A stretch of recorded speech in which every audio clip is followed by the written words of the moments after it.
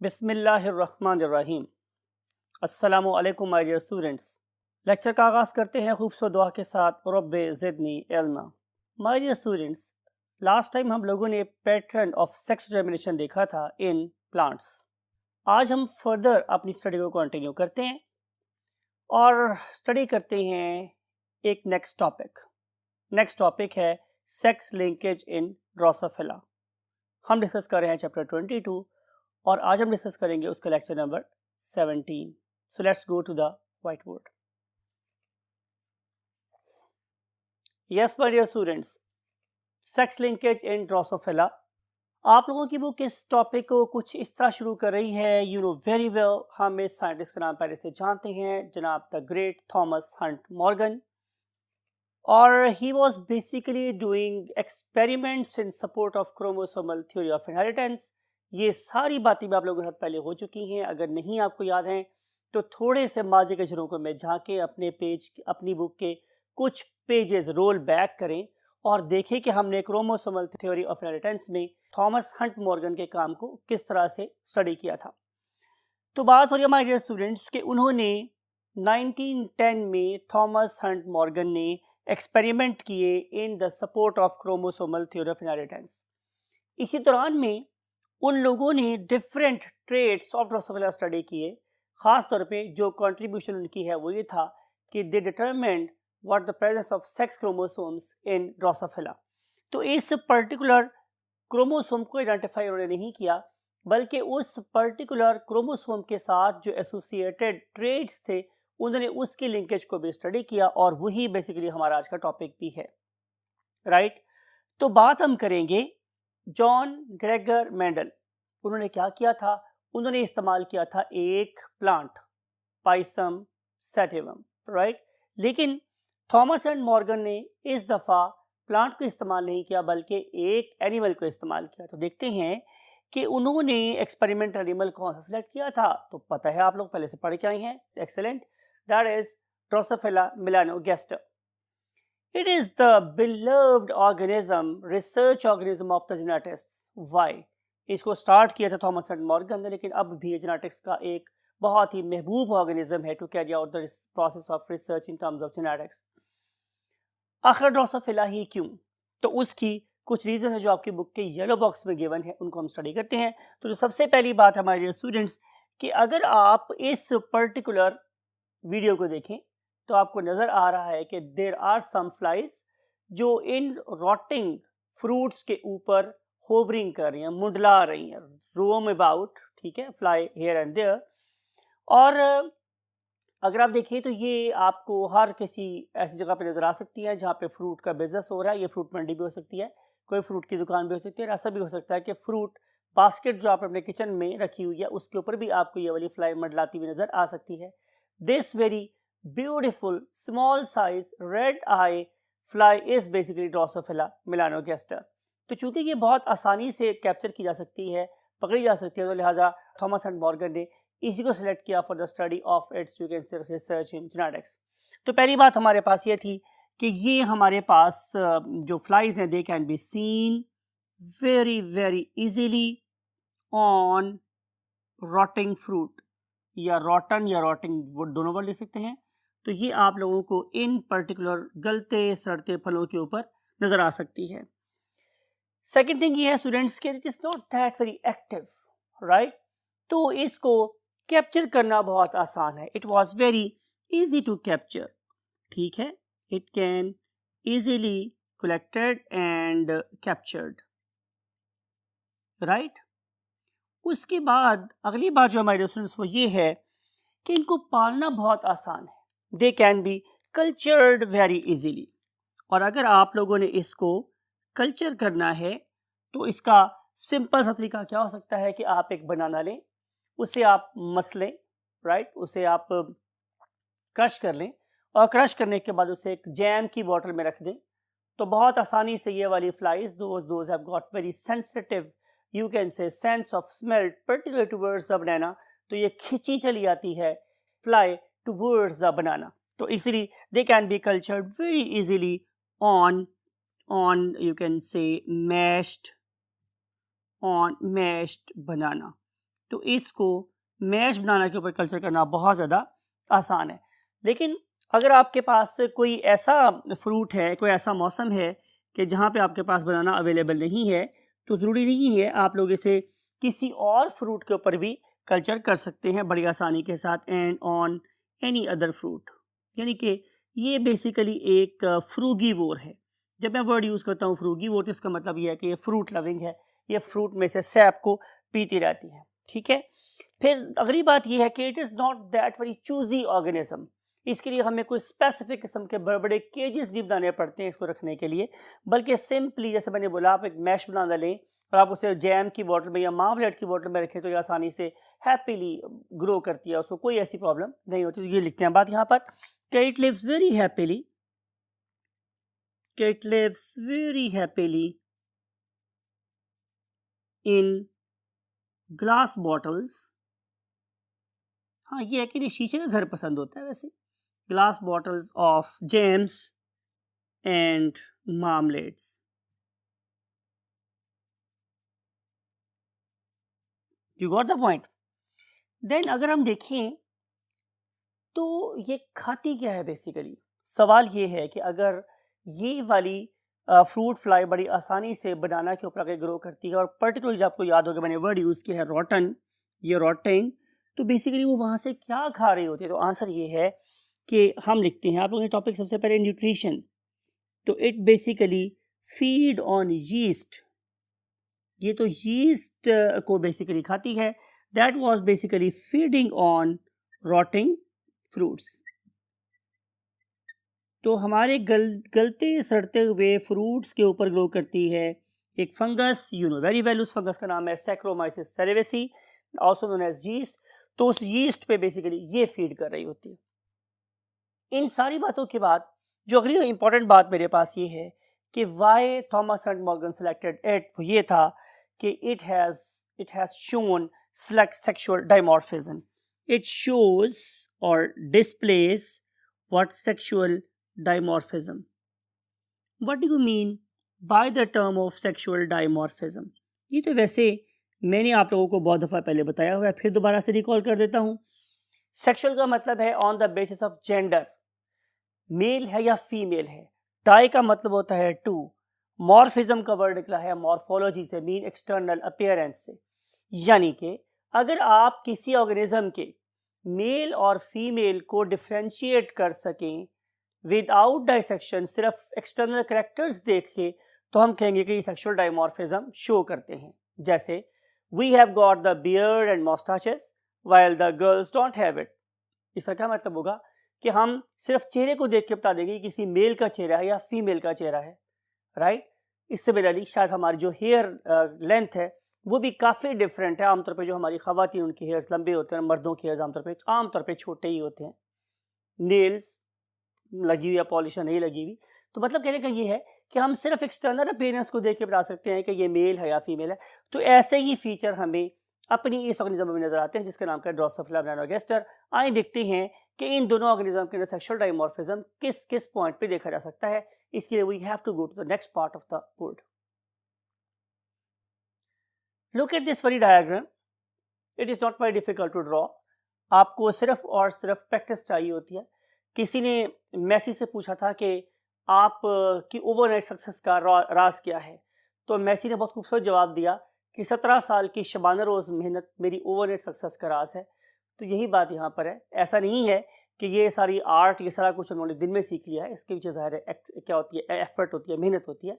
तो इससे जितने टाइम में मैंने इसको इतने बड़े बोर्ड पे बनाया है, आप इससे हाफ से भी कम टाइम में पेपर में ड्रॉ कर सकते हैं। सो बी कॉन्फिडेंट। ऐसा नहीं है कि आप किसी चीज़ को बनाने के लिए, सीखने के लिए ज़िंदगी में मेहनत करें तो वो मेहनत आपके काम नहीं आती।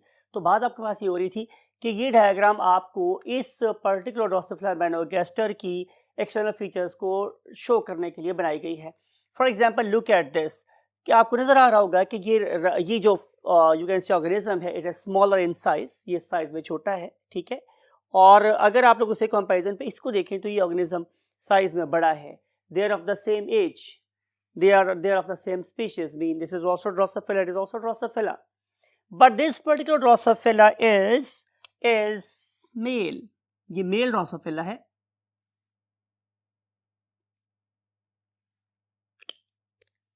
It is a male Drosophila. और जहाँ तक बात है इसके नेबर की, तो नेबर में इसके हमसाए में एक फीमेल ड्रोसोफिला रहती हैं, right. This is here, this is a female Drosophila. अब आप देख सकते हैं कि जो मेल ड्रोसोफिला है वो साइज में छोटा है और फीमेल ड्रोसोफिला जो है साइज में बड़ी होती है। इनका जो अप्रॉक्सीमेट साइज है it is approximately you can से 3 मिलीमीटर। ये 3 मिलीमीटर का होता है, इससे थोड़ा सा ही ज़्यादा लंबी हमारी फीमेल होती है। Can you find any other difference? Perfect, आपने बिल्कुल सही कहा है कि अगर आप इसके एब्डोमेन की एंड को देखेंगे तो it is bit rounded. Unlike female, आप फीमेल के एब्डोमेन के एंड को देखें तो it is very much pointed. तो आप इन दो डिफरेंसेस को देख के बता सकते हैं कि ये मेल है या फीमेल है। पहला क्या था मेरे पास? साइज, मेल छोटा होगा, फीमेल बड़ी होगी। मेल का जो एब्डोमेन है वो क्या है?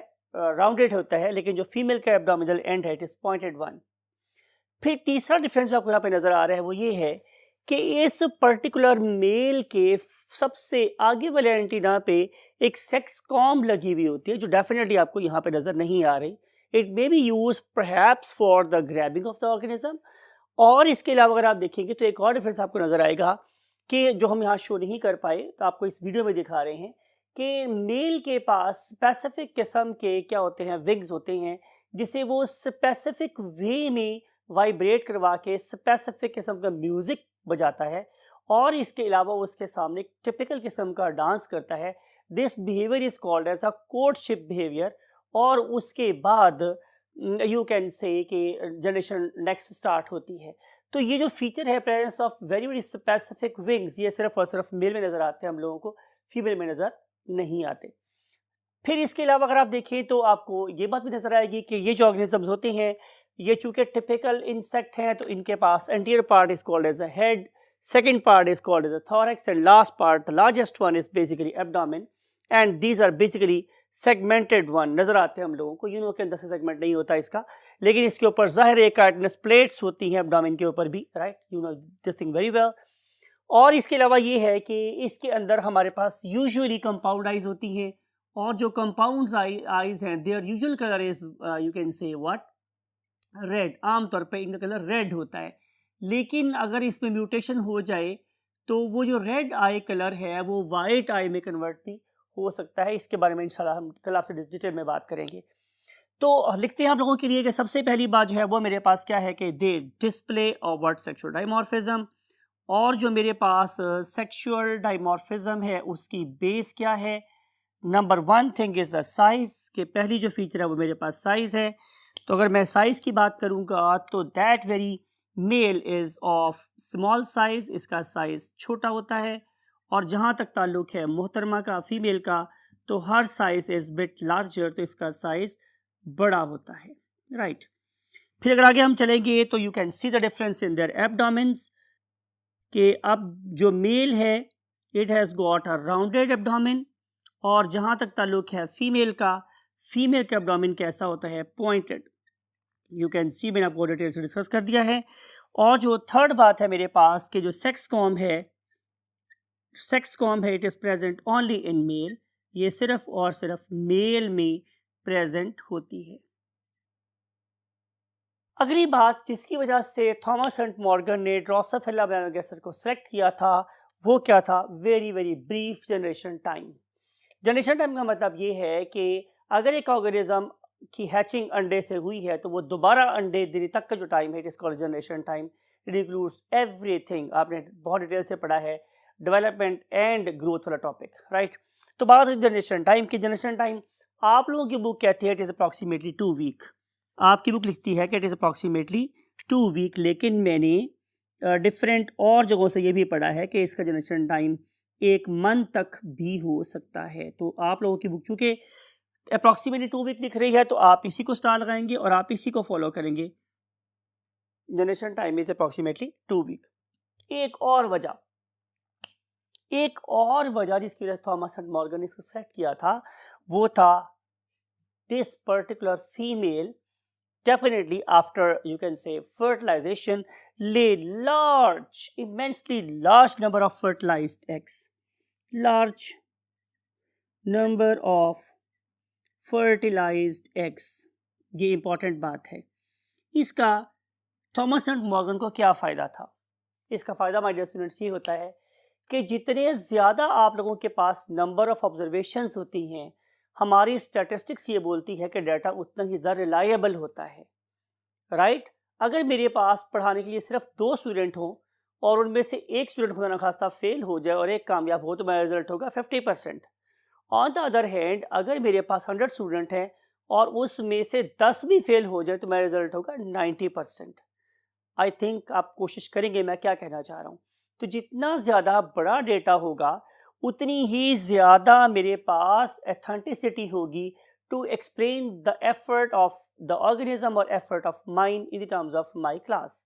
तो बात हो रही थी कि ये एग ले करते हैं लार्ज नंबर, उनको कलेक्ट करना भी डेफिनेटली आसान होगा, उस पर रिसर्च करना भी आसान होगा। उनमें से अगर कुछ मर भी जाएंगे तो मेरी जो रिसर्च है वो रुक नहीं जाएगी। तो इतनी ज़्यादा नंबर ऑफ फर्टिलाइज एग होने का ये फ़ायदा होता है।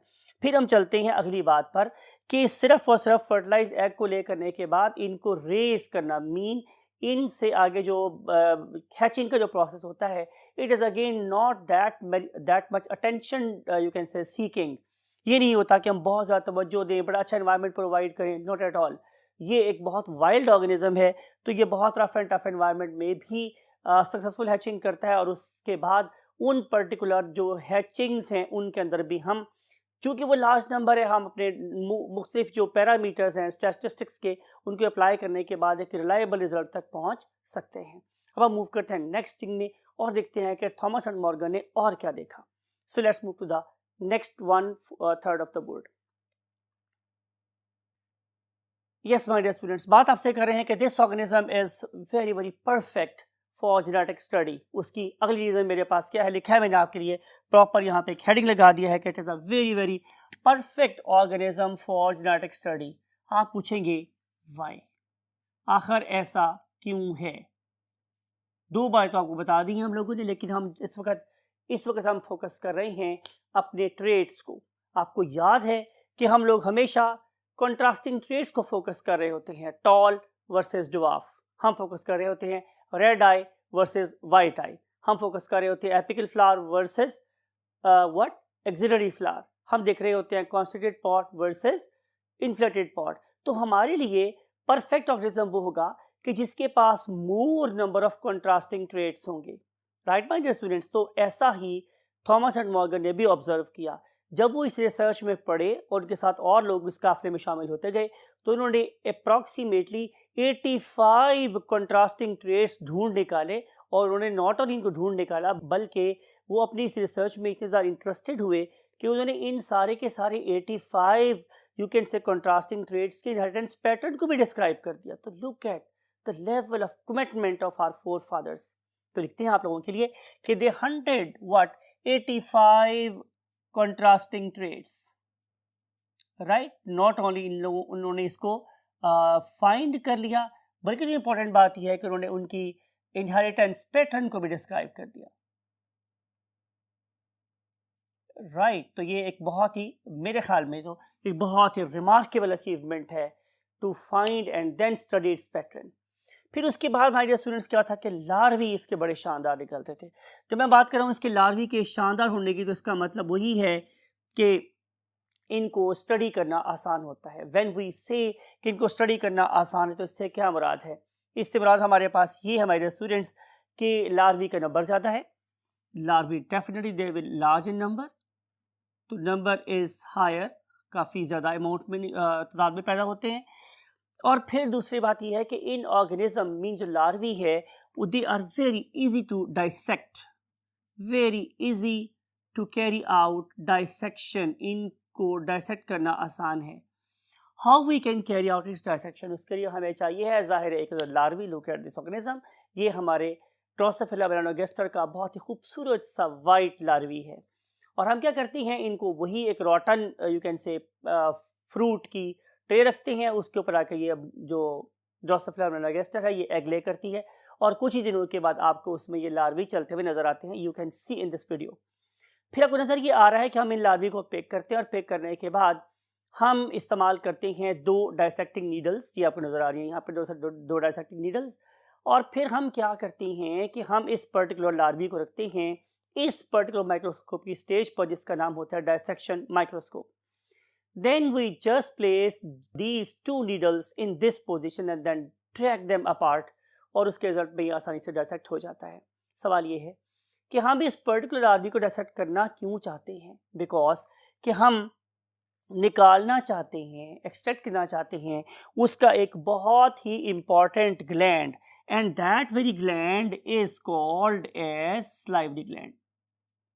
Is called as what? Salivary gland. अगली बात यह है कि ये स्लाइवरी ग्लैंड हमें दिखता कैसा है, तो look at this.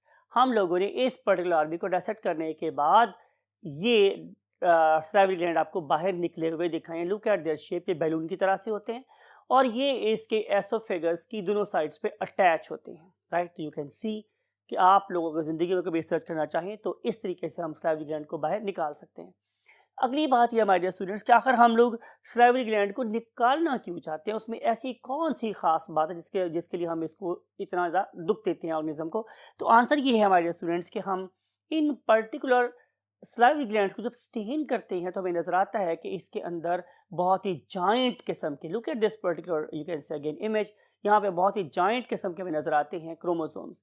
Usually it is very difficult to observe the chromosomes, और फिर जो क्रोमोसोम्स होते हैं आमतौर पे वहाँ पे एक ही यू कैन से जीन की एक ही कॉपी प्रेजेंट होती है, लेकिन यहाँ पे ये जॉइंट क्रोमोसोम में जो जीन्स हैं वो अपनी रेप्लिकेटेड फॉर्म में बिल्कुल साथ साथ प्रेजेंट हैं, यानी कि एक ही पर्टिकुलर पॉइंट पे एक ही जीन के हमें नंबर ऑफ कॉपीज नज़र आ सकती हैं और वो बहुत खूबसूरत वे में क्या होती है, स्टेन होती है, नज़र आती है हम लोगों को कि ये एक पूरे का पूरा जो बैंड है ये एक ही पर्टिकुलर जीन का है, ये दूसरे जीन का है, तो वो बहुत ही खूबसूरत से पैटर्न नज़र आते हैं हमें जब हम उसको स्टेन करते हैं। आप लोगों के लिए समझाने के लिए यही बात ज़्यादा मौजू नज़र आती है।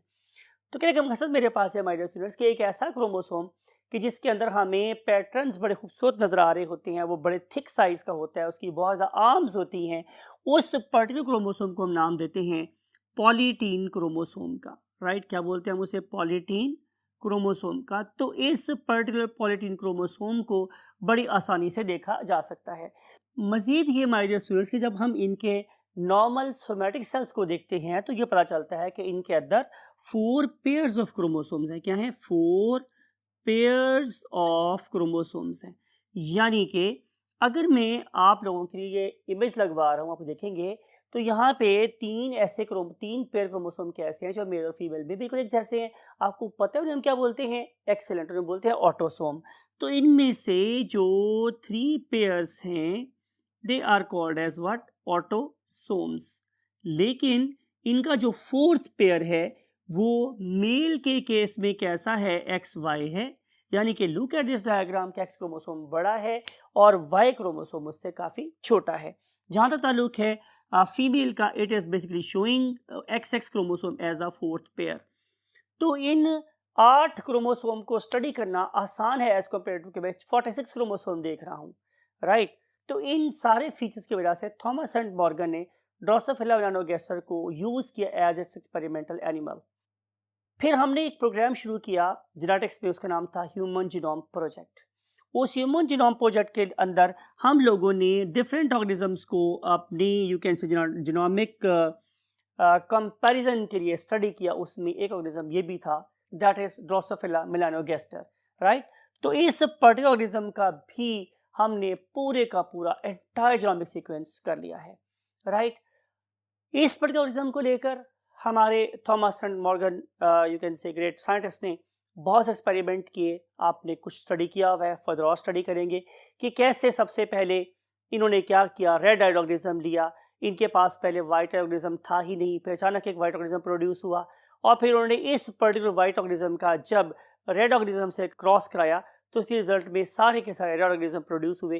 तो उन्होंने ये कंक्लूड किया कि basically red organism, red I colour is dominant over white I colour. इस पर्टिकुलर ऑर्गेनिज्म के ऊपर फर्दर क्या क्या रिसर्च हुई उसको हम स्टडी करेंगे इंशाल्लाह कल। और हमेशा की तरह बोलता हूँ कि till that time take very good care of your self and your great parents. और जब कभी दुआ कीजिएगा, जब आप कभी नमाज पढ़ेंगे, दुआ करेंगे तो हमें भी ज़रूर याद रखिएगा। आई वॉन्ट टू से यू अल्लाह हाफिज़।